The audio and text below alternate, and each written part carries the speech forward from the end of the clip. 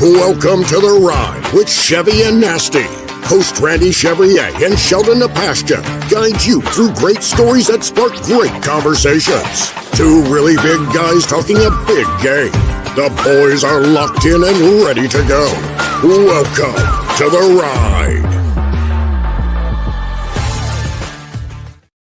Welcome back, everybody. It's Tuesday night, and you know what that means. The Ride with Chevy and Nasty, episode 54, brought to you as always by Performance Freight Management, YYC Calgary Business, and We Drone Real Estate Media. Chev, episode 54, number 54. Who do you got for us tonight? Brian Urlacher, the great Chicago Bears linebacker. Is that him in a Seahawks jersey? Is that Trey Funes?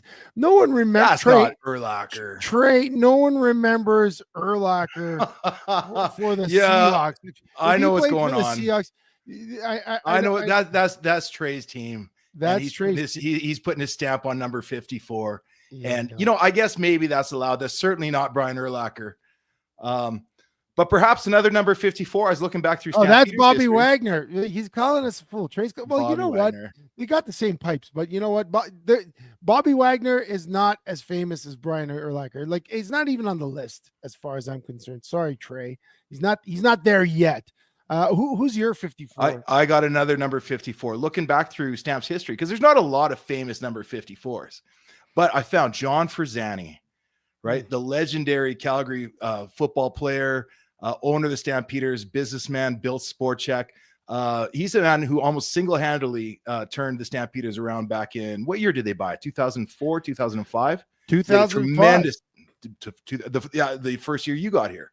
Yeah. And made a tremendous difference on this team. So yeah, Brian Urlacher and John Frazani, guys, I think we're in the land of legends here. And I guess Bobby Wagner for Trey, because he is quite a good linebacker for the Seahawks. He's pretty decent, but I wasn't thinking about him when I was thinking about great 54s.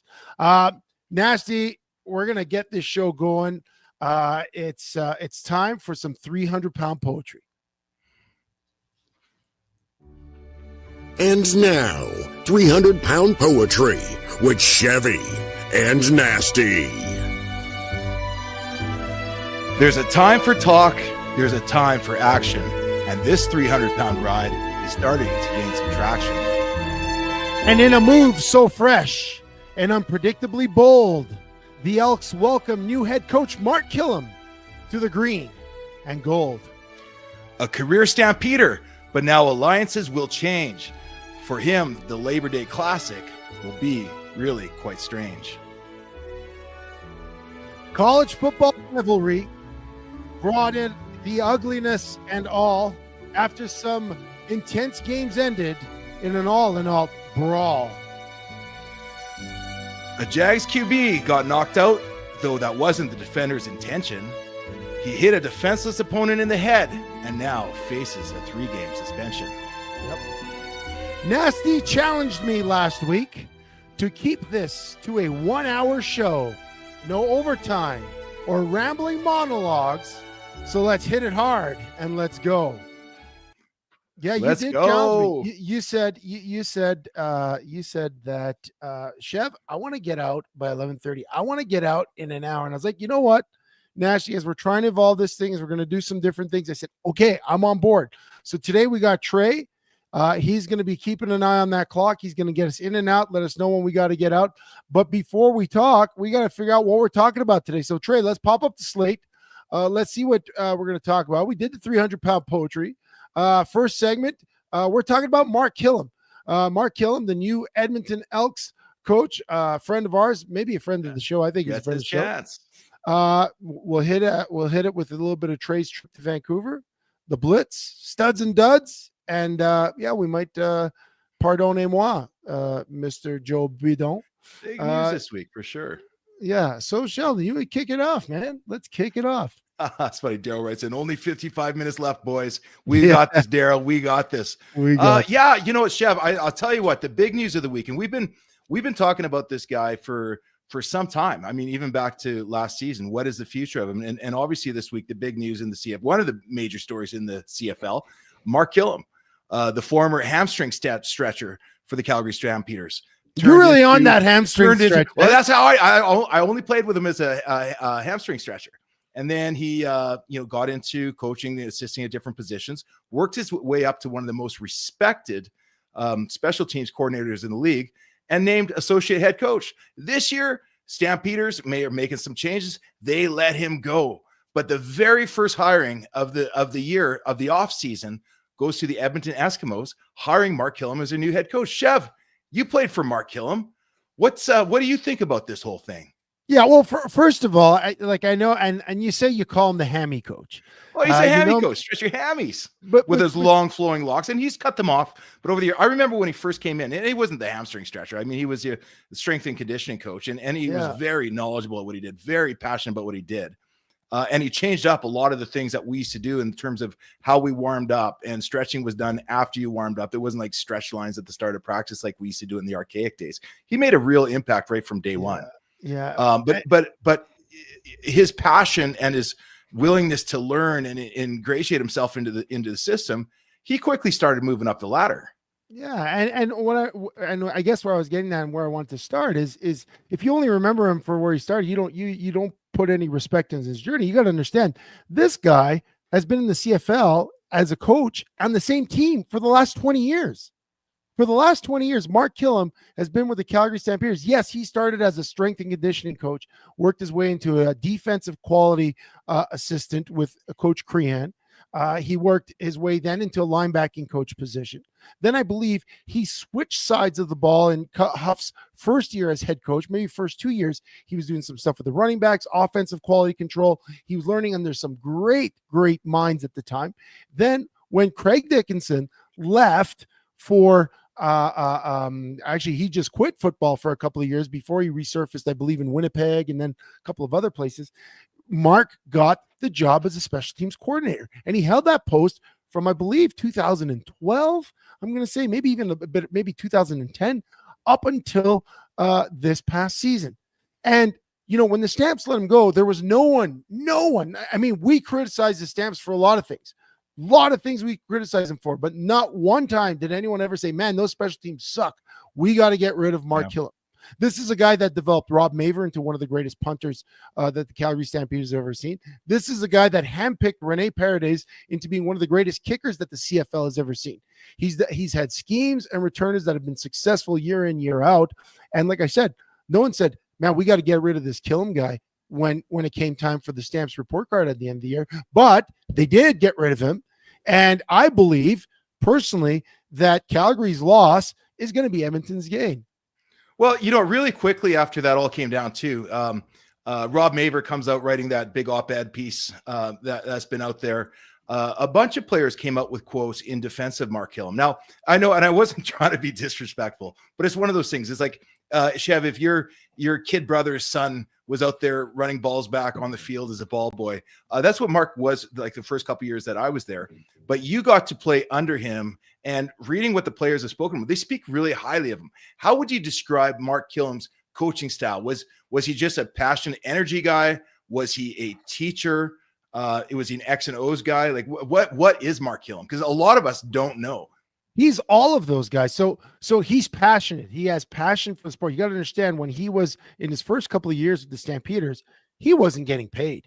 He was that typical a CFL story of a guy that just put it all out there to try and make his way through the ranks. So this is a guy, what I like about Mark is whenever you have a company and you see the boss that started at the bottom and he knows every position, he knows how to do every job in that company. When I was a kid, I worked at a bus company, and the guy who owned the bus company started doing what I did, sweeping the floors. It's kind of like the fire department. The chief of the fire department did exactly what the rookies do now: sweep the floors, clean the toilets, check the truck. And that's what Mark did. He wasn't given a position. He's not a former player. Yeah, people are going to say, well, he never played the game. He did play football at a high level. He played college football. But he wasn't given a job. He had to prove himself every step of the way. And you got to understand, this guy lasted through 3 head coaches. You're not, if you're not a quality individual, a quality worker, a smart guy, people generally flush staffs. He worked under Tom Higgins.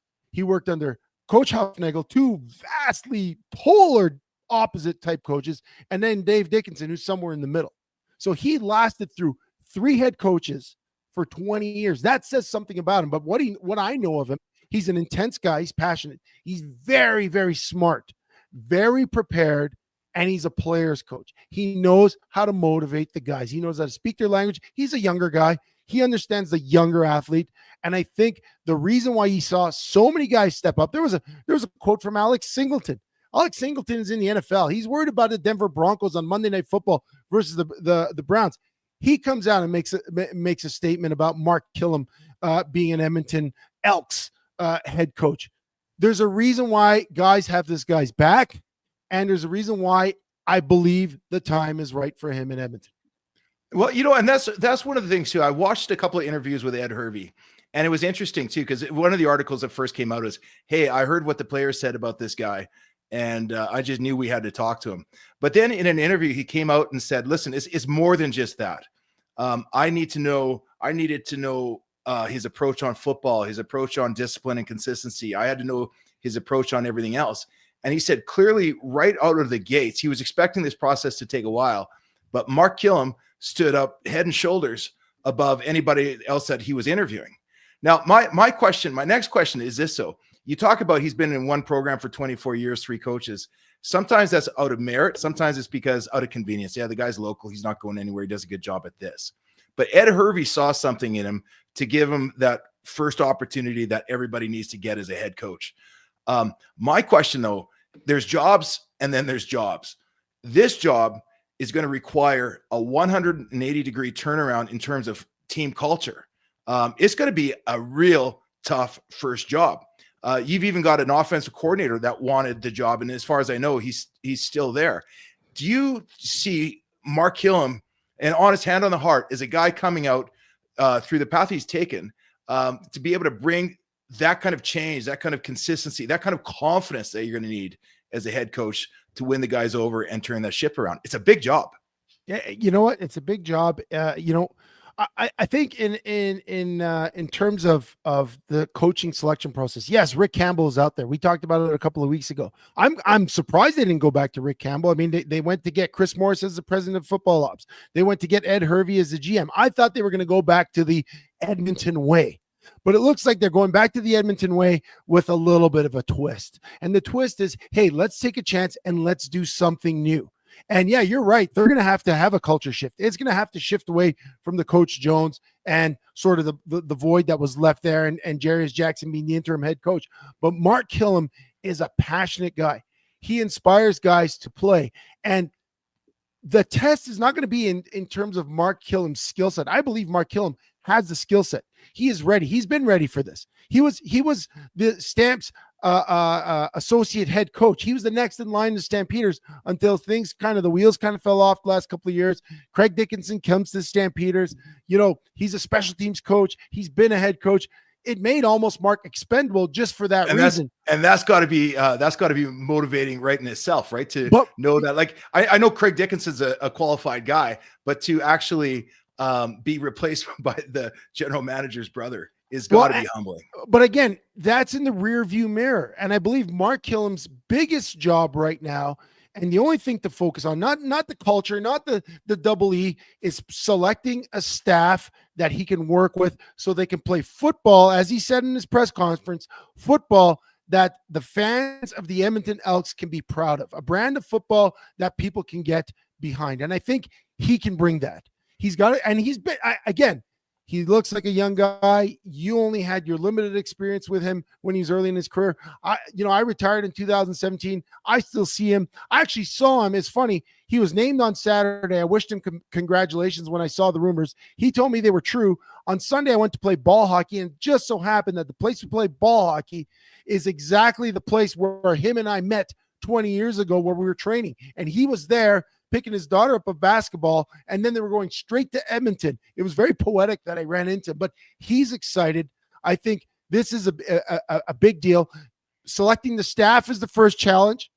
Figuring out what they're going to do with their quarterback, because I don't believe they have McLeod Bethel Thompson under quarterback. I don't believe under contracts. Under contract, excuse me. I don't believe they can keep both those quarterbacks. They need to keep one or the other. in my opinion, I'm keeping McLeod Bethel-Thompson, and I'm trying to trade Trey Ford because it caused too much distraction in the locker room with the media and the fans wanting the Canadian quarterback. I like the Canadian quarterback, but he's not the guy. I believe McLeod Bethel-Thompson had the numbers to be your guy. Surround him with some weapons, then build the defense, and then get to work. And I think that's what he's got to do. And you think you got to let Trey Ford go then? Is just going to be too much in that locker room for a new head coach? I think so. It's going to be too much to manage. It was too much for Edmonton this year. It was 1 week, one guy. You heard the rumors all year that people want to trade Ford. That's a distraction.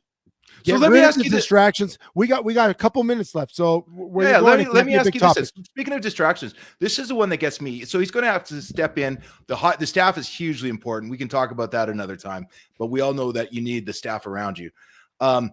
Quarterback decision, but now you also have Jarius Jackson. Jarius did a nice job as an offensive coordinator under Chris Jones. Chris Jones fired. He steps up to a very tough position. Maybe fumbles the starting quarterback a little bit, but he ended up with a winning record. Went on the record as well as saying, "I want the job." Yeah. So now you've got a head coach with an offensive coordinator, interim head coach that was the year before. Do you see any way that they can keep Jarius Jackson on this season? I like the work that Jarius did in relief of Chris Jones. I thought he did some good things, but the problem is he did enough good work that there's people in the locker room that know him well enough that might be his guys. And you know how it is. If he's got that much pull in the locker room, it can be polarizing if things go south. I think they're going to have to clear house on that area too. They might keep some of the assistants. Shivers was good on defense. I think him and Kilam can work together. I just think that the guy who was the interim guy, because he lost out, I don't think he can work for the guy that won the job over him. And I think the guy who won the job will always have to be watching his back. And I think if you want the new coach to have the best chance to succeed, you got to give him a clear slate. You got to surround him with great players. You got to sign a quarterback, and then you got to get to work with a staff that's all on the same page. That's my feeling. We got 2 minutes left, Sheldon. We're going to have to take a break. For all you guys following us, we appreciate you joining us live every Tuesday, 10:30 p.m. It's The Ride with Chevy and Nasty. Follow us, like, and subscribe to all our socials. Facebook, YouTube, Instagram, X. We're going to be on Spotify, YYC Business. We launch, and we're on TikTok. So follow us, like, and subscribe. And just remember, we love having you here. Sheldon, you want to set something up before we go to break? Well, yeah, I think we're already getting the spoilers out there from some of Trey's fans. But this weekend, our producer Trey had a bit of an adventure himself. Him and his girlfriend took a trip down to Vancouver, where the WWE Survivor Series was going on. And being the good hosts that we are, we gave him a challenge to get us some video, give us a taste of what it was like to be there in BC Place live watching a pay-per-view Survivor Series. So folks, as we go to break, we're going to leave you with a little montage that Trey put together for all of us. So enjoy the show, and we'll see you guys on the other side.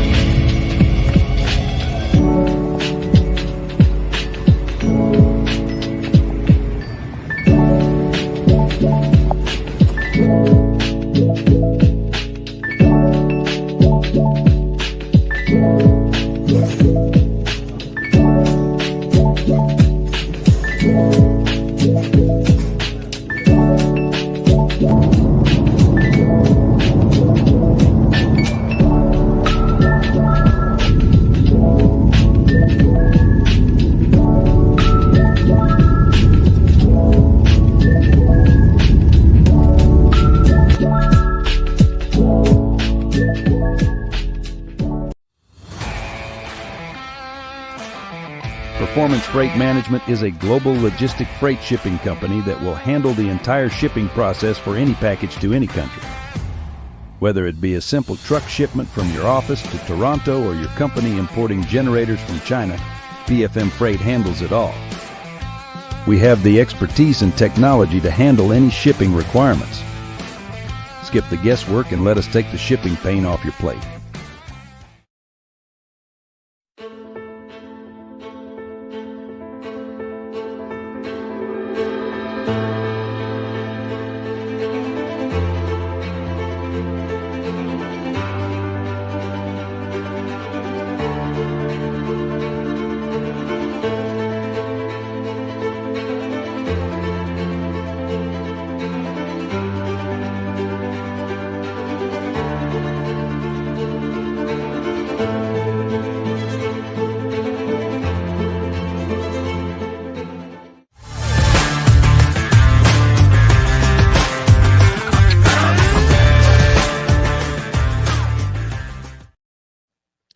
That was a great video. Wow.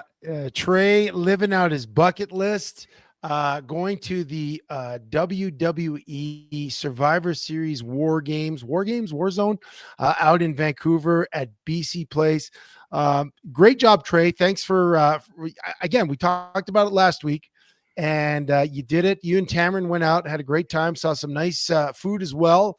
The cookie made me hungry when I saw the cookie. But you know, the guys jumping off the cage through the tables. One of the clips you showed, Trey, you showed us on the weekend. It's one of the ones you had there. I think it was the last one when the guy jumps off the table and he goes through the guy. There was one guy lying on the side, and all of a sudden he gets up, and I think he got up in front of the cameraman, and then I think he realized it, and he just jumped out of the way like he got shot by a sniper. It was awesome. It was so awesome, but the place looked rocking. Looked like it was a great time, and BC Place hasn't been that full in a number of years. But Sheldon, you have any BC Place memories? Any you know favorite? what? Oh, dude, I've got some. Most of them were kind of bad though. Like my most vivid, I got two of them. I'll just stick to the one. It was Louis Pasaglia's retirement game, and the lowly Saskatchewan Rough Riders. We weren't going to make the playoffs that year, but you know, you want to win the last game of the year on a high note. And we went in there and we shocked the BC Lions. But as the game progressed, they had a chance to come back. We were in the middle of an epic goal line stand. I think, you know, it was third and goal from the 1 yard line. And they were already up in they were up in the game. But they brought in Louis Pasaglia as quarterback to take the snap and to do the old tush push quarterback sneak into the end zone. We absolutely laid out, cut the thigh boards of the guards and the centers and the tackles. I mean, I don't think he made it 6 inches. But then as the pile gets bigger and bigger, you know what it does on the goal line. Referee comes out, and it was Jake. And Jake was our nemesis back in the day. Signals touchdown.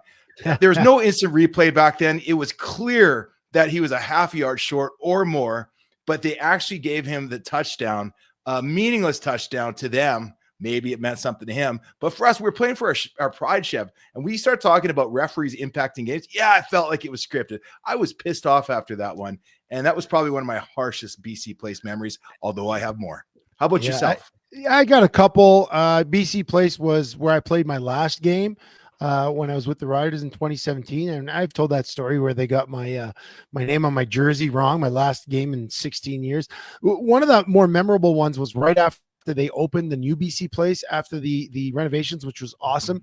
The BC Lions come out, and it's pregame warm up, and they're there. And you remember the orange and white. Like I always picture Paul McCallum, their kicker, wearing the orange with the white helmet and the white pants, and it just looks so like bantam football. And you know, they come out, they do their warm up.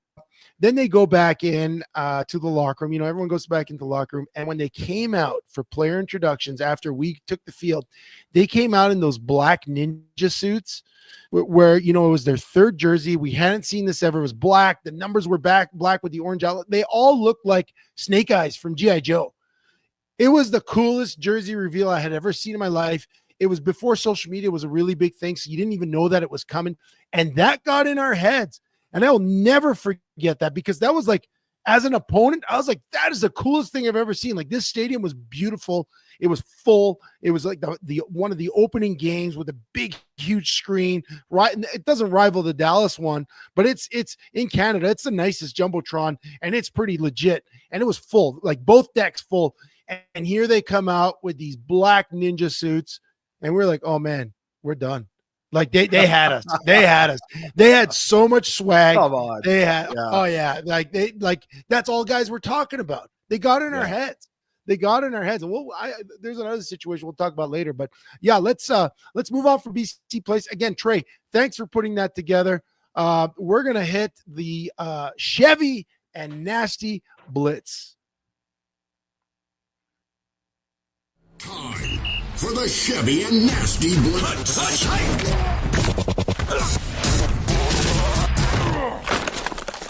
All right, Chev. This weekend, Christian McCaffrey, after missing most of the season with an Achilles injury, makes his comeback, and he's now out once again, and this time for the season after what looked like a really innocent run. Trey, you got the film on that?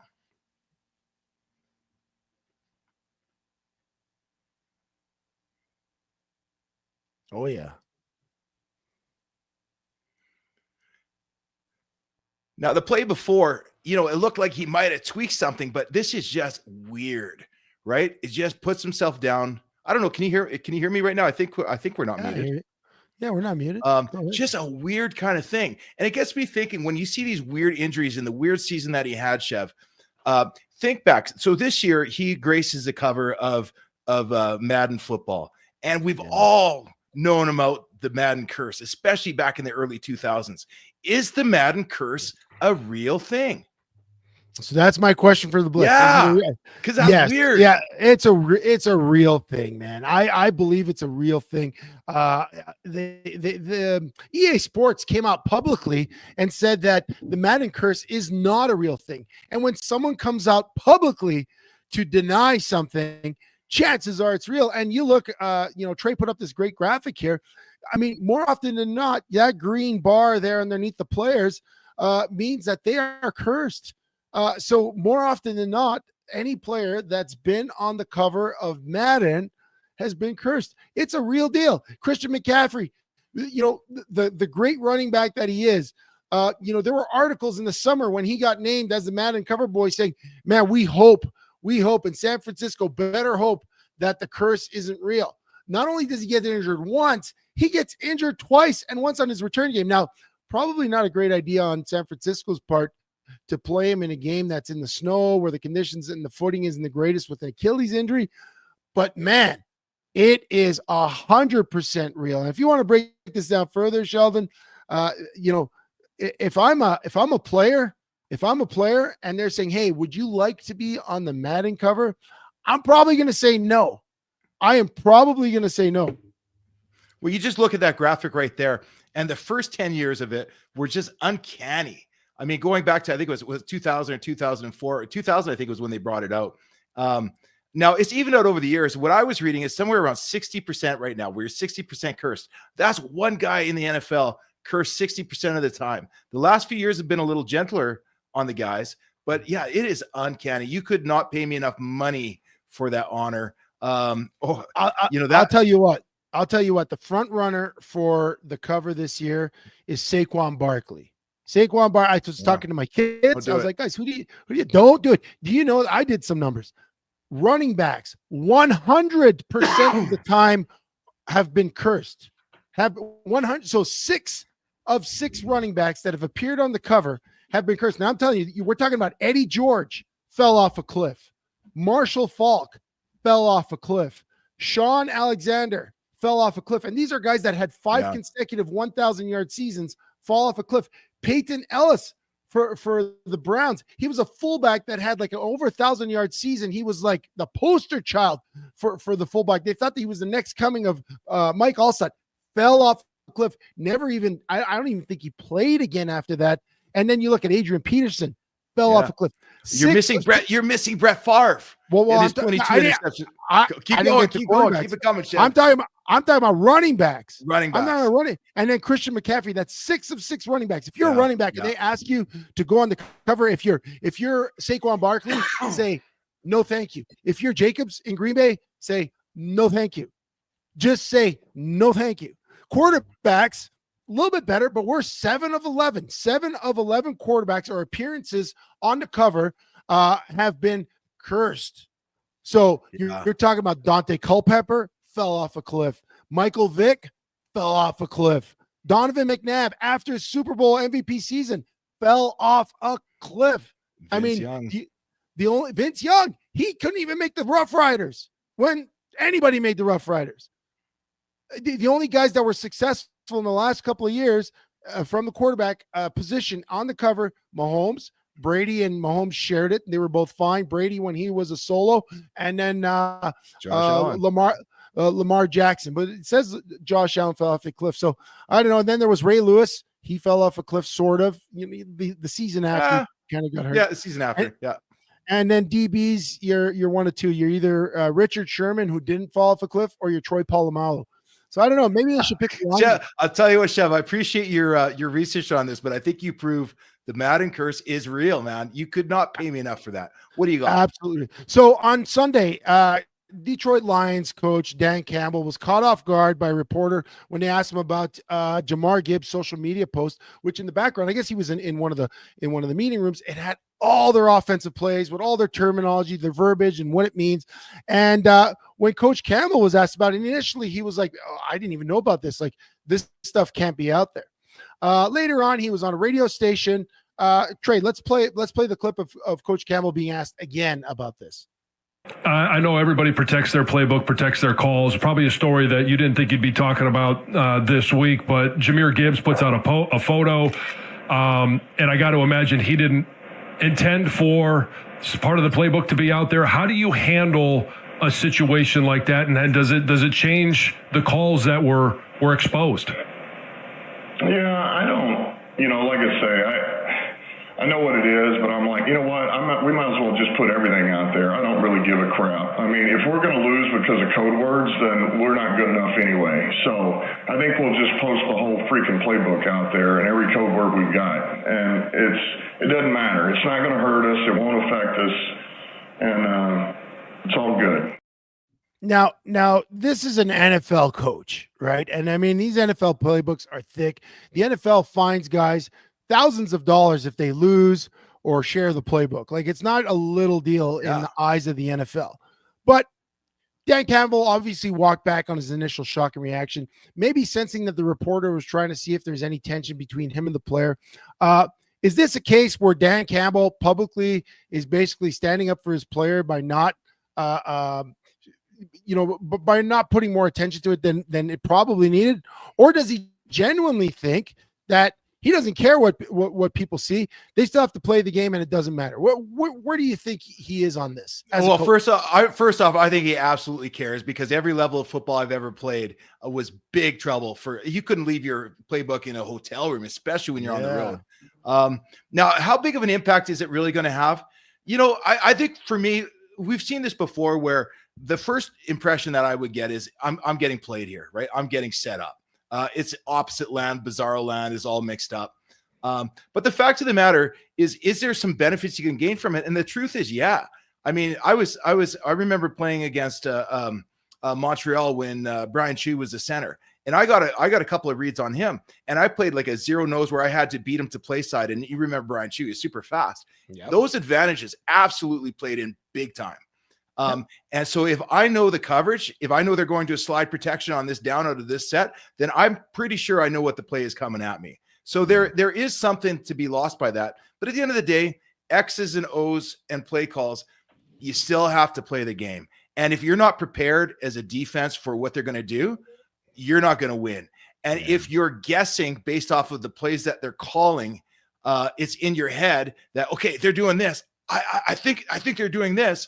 But you're in your head. Football is not meant to be played. It's cerebral in your preparation, but once you line up, it's all experience, reps, muscle memory, and anticipation. And if you're taking the time to decipher calls, your head's in the wrong space. Yeah, well, I think they're and they won, right? I think that's proof of it right there. But there's a reason that all NFL coaches talk like this, right? There's a reason because they don't want the lip readers to get their play calls. There's a reason that Spygate was a thing because people were filming practices. There's a reason why in 2012, the Calgary Stampeders, instead of focusing on the Grey Cup, we were looking in the stands at Rogers Centre, thinking that Chris Jones was up there with cameras and binoculars stealing our signs, and Don Matthews, historic for that, right? Like everyone knows that goes on, and any level of competitive advantage could work. So I don't think that Dan Campbell is as laissez-faire about it, but I think he, behind closed doors, he said to his buddy, listen, can't do this again. I got your back in public. Because he is a player's coach, the players love him. I think he handled it well, but I think it is a big deal. Big deal for coaching staff. Yeah, sure. I'm sure it was. Chef, we got time for one more. Why don't you take this one? You got a good one here. Do we only have time for one more? I think so. Well, are we not doing the hit, or is that? Oh, we can do the hit if you want. Yeah, we got time for two more. Let's go. Well, we're gonna get back to NFL injuries, and this week we saw Trevor Lawrence absolutely demolished by Al Shahir as he's taking the forward slide well short of the first down marker. Gets absolutely demolished. In the poem, you said there's no intent to injure. Trey, roll the film and tell me, do you really feel this way? Los Angeles has a 9-7 lead. We had a brawl here in the Texans-Jags game. You're going to see Azeez Al-Shaair come in and hit Trevor Lawrence as he was going down, and it is going down between the Texans and the Jags. An immediate brawl, a clear cheap shot, 3 different flags flew in. I'm going to lay out here. Guys, can we put up the audio and they can watch the replays here? This is not a good-looking play by Azeez Al-Shaair against Trevor Lawrence that the medical professionals run out to attend to as the fracas continues on the sidelines. Let's listen. Yeah. So what's the question? No intent to injure? Dude, he slid 4 yards back from the line of scrimmage. Is that not enough time? Well, he said on Twitter he didn't intend to injure him, so I believe him. What's funny actually is after we talked before the show, I did some reading, and this guy has a bit of a history, right? Like it's not his first offense. He was suspended 3 games. It's going to cost him $275,000. Intent or not, whatever he says, it was a dangerous hit. It's tough because defenders are taught to play football. Like you've been taught since Pee Wee. Defend the blade of grass. Like you defend every blade of grass. And the way quarterbacks are going these days with the slide, the fake slide, it leaves defenders in a really precarious situation to make a split-second decision. And you know what? Every guy that's on that field, if they even think, and in this situation, it didn't look like Trevor Lawrence was about to fake slide. Like it looked like he was going to slide. I just think that the rule of the sliding quarterback needs to be addressed. Something needs to happen. We saw with Tua. We want to protect these guys. Yes, they don't need to take hits at the end of a 10-yard run. Maybe the ref needs to blow the whistle once they, get a first down or cover 5 yards and just really protect. Kind of like in the UFC. In the UFC when a guy's taking a pounding and at one point the referee makes a judgment call and jumps in. Maybe the fighter could have kept going, but you know what? In this case, they got to blow the whistle a lot earlier than it is. I'll tell you what, the rules are in place for a reason, and that was a clear forward slide. You and I have both been in a situation where you can take that extra step or lay off. That one wasn't even close to me. Guys, it's time that we're going to go to a break. But when we come back, we got our studs and duds of the week. What about my last one? We'll have to save that for the end. We're up against the clock, but let's see if we said that one at the end. Yeah, a little bit, Chef. We'll see you guys here on the other side. Performance Freight Management is a global logistic freight shipping company that will handle the entire shipping process for any package to any country. Whether it be a simple truck shipment from your office to Toronto or your company importing generators from China, PFM Freight handles it all. We have the expertise and technology to handle any shipping requirements. Skip the guesswork and let us take the shipping pain off your plate.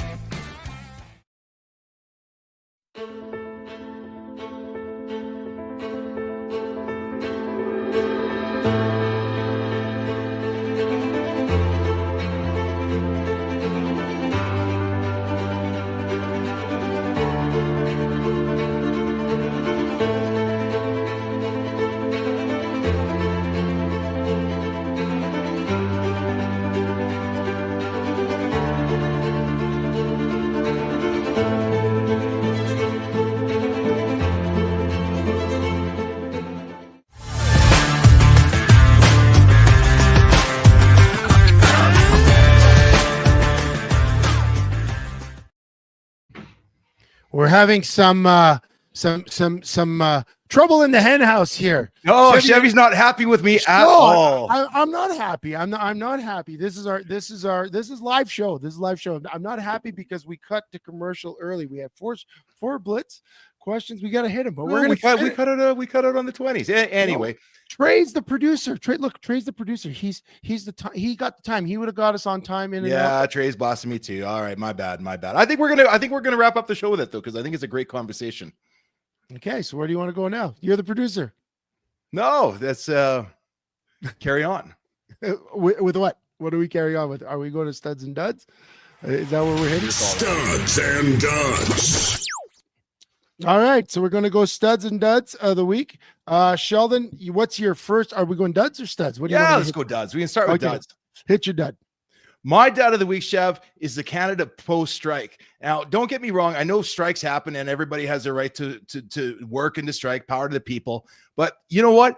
They've been talking about this for a year. No surprise. Now, as the snow falls and the whole holidays close in, the only people that are really feeling the burn is all of us in Canada. You've got small businesses, dental offices that are relying on checks through insurance that still get sent through the mail, that are lacking funds, so they can't pay the bonuses at Christmas. They can't pay their staff. They're cutting back hours. You've got kids, Chef, writing letters to Santa Claus. They're not getting to the North Pole when there's a Santa strike or when there's a postal strike going on. You know what? I get it. People do have the right to strike, and I wish them all the best for their pay and their working conditions. But I think Canada Post this year is getting a big lump of coal in their stockings. Yeah, you know what? I agree. But you know what I haven't seen in the mail in the last 2 weeks? I haven't seen a bill. That's not bad. Yeah. Do I still have to pay him if I haven't seen him? I'm not sure. If you haven't seen them, do they truly exist? I mean, can you just call your whoever you owe money to and be like, you know what I think the real problem is that Canada Post and sending things through the mail these days, like everything I do is electronic. I'm not personally affected by this too badly, right? Everything's electronic. But, I've been hearing about people with disability checks and businesses that rely on insurance checks. Insurance companies still send checks through the mail, and it's hurting a lot of small businesses. And the timing of it is just horrible. Well, Drew Schnitzler says they hate the strike. She hates the strike because you've been waiting on a Lululemon for weeks. Well, if you ordered on Amazon or Black Friday, anything I ordered last week through Amazon, I got. I guess they don't use Canada Post. So I'll move on to my dud of the week. I believe Trey can pull up the graphic. Many moons ago today was when Patrick Waugh, 1995, on this date, Patrick Waugh was in for 9 goals against the Red Wings. Patrick Waugh, the great Patrick Waugh, was in for 9 goals against the Red Wings. His head coach, Mario Tremblay, refused to pull him. When he finally got the hook, Patrick Waugh went to the bench, walked right past his coach, told the president of the Habs at the time, which is Ronald Corey. He said, "That's my last game playing for the Montreal Canadiens." And he never surfaced again, and went on to have a great career in Colorado, a couple of Stanley Cups after that. That was all because of Mario Tremblay. Let's play the video of this. This is a historic moment if you're a Habs fan. An iconic figure of Montreal Canadiens hockey, but on December 2nd, 1995, it's a different story. Red Wings Canadiens from Montreal. First period, it's Vyacheslav Kozlov with a tap-in. Then Kozlov blasts one that Waugh can't make the save on. 3-1 Detroit. Late first, Paul Coffey to Stevie Y, the spinning slap pass for Greg Johnson, who makes it 5-1 Detroit after one. Second period on the power play. Red Wings work a tic-tac-toe. Kozlov backhands it past Waugh, who's diving all over the place for the hat trick. Everything going in for Detroit on this night. Dandino is in, and fans on the shot. Oh, they score! Dandino fanned on it, and it went in the net. Wow. Matthew Dandino had 2 goals in this game. Still in the second, a moment hockey fans won't forget. Long shot by Fedorov and a mock cheer, and Patrick Waugh responds. He did not appreciate that. And some boos come back at him. Waugh with a sarcastic salute to the Montreal faithful, and Detroit wasn't done. Larionov down low feeds Sergei Fedorov, who buries the one-timer. Waugh finally gets the hook after a career-worst 9 goals on 26 shots. back on the bench, Waugh goes over to Canadiens president Ronald Corey and tells him that's it. The Red Wings go on to win 11-1, and 4 days after the incident, the Canadiens traded Waugh and captain Mike Keane to the Colorado Avalanche in exchange for Jocelyn Thibault, Martin Ruchinski, and Andrei Kovalenko. Waugh and the Avalanche would go on to win the Stanley Cup that season. Oh, what a flashback, Chev. Brings back terrible memories. Mario Tremblay, who was Patrick Waugh's teammate when they won a cup in 85, 86, goes on to be the head coach and is my dud of the week because, you know what? I think back to that. I was a kid. It was 95. I was actually probably 18 years old, and I was a diehard Habs fan. And that was, for me, for the longest time, the beginning of the end. When Patrick left, they traded Chelios at that time. They traded all the greats, and they really never were the same ever. I mean, they threatened for a cup a couple of years ago during the COVID season, but that for me was the beginning of the end.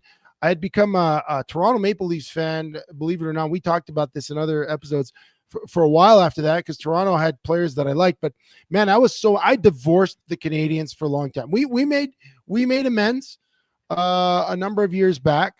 I'm still a diehard Habs fan. It's in my blood, kind of like Riders fans, right? You know, you can't turn it off. But for a while there, man, I had anger, and that was the catalyst. And if you look at that Detroit team, I think that was the start of the team that won a bunch of cups in Detroit. You think of those names, Yzerman, Larionov, all those guys. But yeah, that was a terrible, terrible moment in history if you're a Habs fan. Yeah, I just love the moment too, because I can almost put myself in his shoes when he walks over there to the president and says, "I'm done. Trade me. This is over." I mean, that was a very powerful moment. And you never saw anything like that. And actually tonight, Patrick Waugh returned to Montreal with the New York Islanders as a head coach. They lost 2-1 to the Habs, but kind of a historic night. And they asked him about that today, and he said, "You know what? It's always been special playing in Montreal." He kind of took the high road. This is not his first time back in Montreal, but it kind of odd that tonight is the anniversary and he returns as a head coach. But yeah, you know, bygones be bygones. He's a Habs legend. He's going to go up on the wall, Hall of Famer. But you know what? He also turned in a few Hall of Fame seasons for the Avalanche as well. Nasty, your stud of the week. Oh, it's my stud this week, Chev. This is for you. This is for Jamin if you're out there. My stud of the week, none other than Prime Minister Justin Trudeau. Yes, Chev, that Trudeau. The man who brought us, as you referenced last week, blackface controversies, ethics scandals, and vacation invoices that could rival the GDP of a small country. He's always done the wrong thing at the wrong time. But this week, with Trump coming out publicly threatening Canada and Mexico with 25% tariffs, I'm going to drop the hammer on you guys if you don't fix the border. In the past, Trudeau would scoff at him. He would make little snide remarks. You would see him joking with other world leaders about Justin Trudeau or about President Trump. This time he took it seriously. He took a senior cabinet official, jumped on his plane first thing for Friday, not announcing it, not making it a public spectacle, and flew down to Mar-a-Lago in Florida to meet with President Trump on Friday night. I don't know if he can hold his water in a fight if they got to drag it out between him and Trump. But this is the first time in 15 years or since 2015 that I've seen Justin Trudeau do something presidential. He got out in front of a problem. He did the right thing. I don't know if he's got the talent to get us out of this thing, but he actually stopped talking, stopped putting on a facade, and stopped blaming climate change on the jet trip down there. And he just did something positive that is hopefully going to get Canada a proper response to put this thing to an end. Well, and again, you know my political affiliations, but from what I understand, and insiders in the room, what was reported today is that he was groveling to Trump, saying that you can't bankrupt us with these tariffs. And what did Trump say? Trump's like, well, if you think you're going to rob us of $100 billion a year, we might as well annex you as the 51st state, and you could be the governor. Yeah, be the governor. He said, "Well, we're going to split you into 2 states. So you're going to have the one liberal side and the one Democratic side, or the one Republican conservative side, and we'll be good." Yeah, but I'll tell you what, it was the right thing for a change. I'm shocked that he did it, that he went down there and got out in front of a problem, and he's not apologizing for it or bad-mouthing Trump in the media. That was actually a good move. We'll see what he could do with it. Yeah, well, my stud of the week, we talked last week about Baker Mayfield having to sue his family who defrauded him of $12 million, and that's been ongoing, but last week he filed a lawsuit, and the duds were his parents, his dad and his brother. This week, my stud is going to be Baker Mayfield and his wife, Emily. Their foundation donated $17,000 to a local high school team that didn't have helmets, they didn't have proper equipment, and that team, Space Coast Football, are state champs thanks to the donation of the Mayfields. And if they didn't have that equipment, if they didn't have that donation, they wouldn't be able to compete. They went on, they win. So from a news headline that produced a dud last week, we've got our stud, Baker Mayfield. I love watching this guy. He's a fun guy to watch. His career sure has had a resurgence since he's taken over in Tampa Bay, and he looks like he's having fun. He looks like his teammates have fun around him, and good for him, and doing some good things off the field as well. So that's my stud of the week. Baker Mayfield, good job. Great call, Chev. I love that one. That is a real good feel good one. I wish Simon Fraser University had somebody like that a year ago. Not that it would have made any difference, but here's the thing, Chev, is partners and co-hosts in a show like this, we've got to have some level of trust, right? Okay. I trusted you to keep the trains on time, that we're going to get out on the 20s. We're going to get people out in an hour, and you got to trust me that I'm going to make some good decisions and do the right thing. Here we are with a perfect amount of time on a conversation that I know both of us want to talk about. Let's ask that last question. We don't have to call it the Blitz, but this thing is worth bringing up. What did you want to talk about before the break? Okay, I'm following you here. College rivalry weekend in the NCAA this weekend. We talked about in the poem.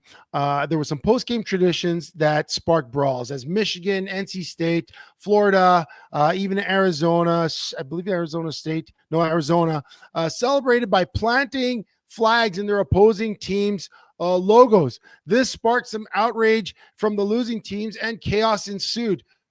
Trey, roll the clip. That's what we are. That's what Michigan does, man. And that's what we do. First of all, it's not first. And folks, something interesting is going on the field right now. Michigan tried to plant their flag in the middle of the Ohio State field, and the Buckeyes rushed right to them.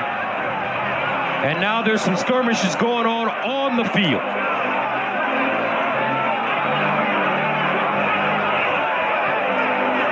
Happening in the middle of the field with fans on the field. This is not a pretty scene. This is not good. This is scary. You got players with their helmets off.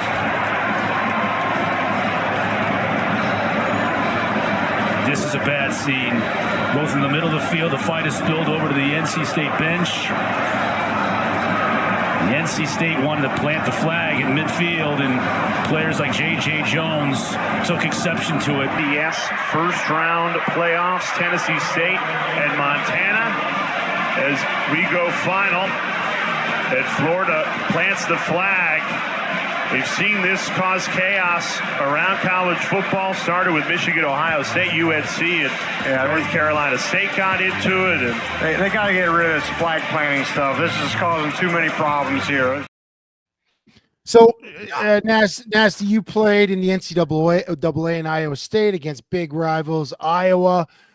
Did you ever plant your flag sparking a brawl, or is this a new thing in the new age of athletes where discipline and I believe respect for the other team seem to be eroded? Where do you stand on this? Well, first off, we never planted our flag. Second game every year was the Cy Hawk Trophy, playing in, alternating between Iowa and Iowa State. I was never fortunate enough to win to plant the flag. That would have been a pretty cheesy move on my part to try that. But at the same time, here's the thing. You can't go into somebody else's building and do that. For me, the whole problem is it's the wrong move to go in there and fight the guys for doing it.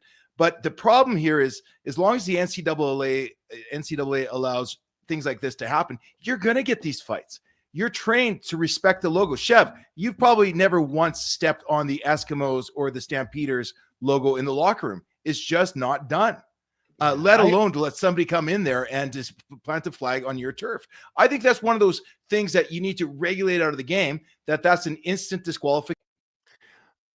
Yeah, I don't even know if you need to regulate it out of the game. I just think that coaches are prepared for everything. We talked about Dan Campbell. We talked about Mark Kilam. We talked about how prepared coaches are. When you go into a rivalry game, you prepare your guys, your young men for this. Football is about not just the X's and O's, as we talked about. It's about preparing young men for life. That's the one thing that football can give young men that no other sport does, and it's unique to young men. Yes, women play tackle football, but at that level, at that age, there's not many people that play in front of that crowd, having that much influence.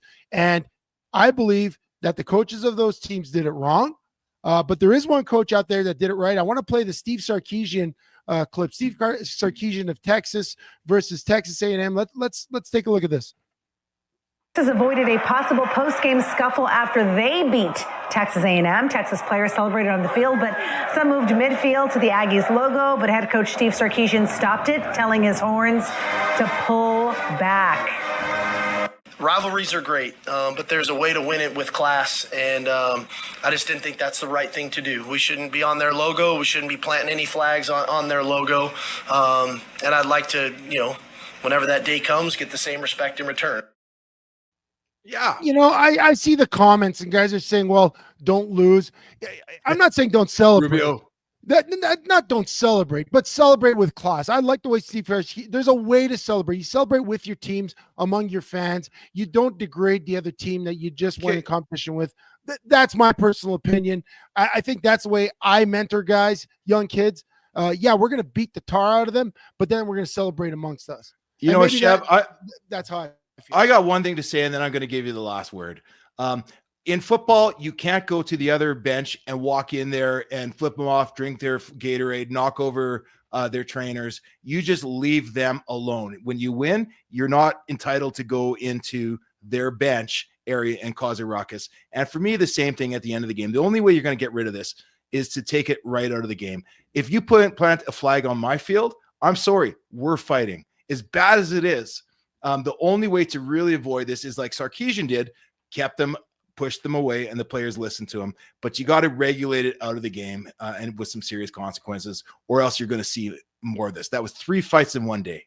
Yeah, the game is the game. Teaching respect is about teaching respect. And there's lessons you learn in winning. There's lessons you learn in losing. And learning to be a good winner is just as important as learning to be a good loser. And I think those teams that brawled, the ones that planted the flags, were wrong. I believe the ones that had to step up were wrong. Yeah, I get that it makes for great spectacle, and in the machismo of the sport, it's great. But you know what? There's a higher level of responsibility, I believe, when you're on TV in front of that stage to show because you know what? That's going to happen in a peewee game. That's going to happen in a bantam game. And that's stupid that happens because kids imitate what they see on TV, and we see it all the time. Maybe I'm an old man yelling at the moon, but that's exactly what's going to happen next. Kids imitate those guys, so I don't like it. I don't like it one bit. Listen, we run up against the clock. Sheldon challenged me for an hour. We're at an hour. We're Chevy and Nasty. You can follow us, like, and subscribe to all our socials. Every week, we're brought to you by Performance Freight Management, We Drone Real Estate Media. You can find us on YYC Business. And also tomorrow, this podcast is going to be up on Spotify and Apple Podcasts, wherever you find your podcast. Guys, thanks for joining us. Thanks for the comments. I don't agree with all of you sometimes. I don't agree with Nasty all the time. I don't agree with Trey all the time, but I love having you guys, and I love the debate. I love the live show. Thanks for being with us. We'll see you next week on episode 55.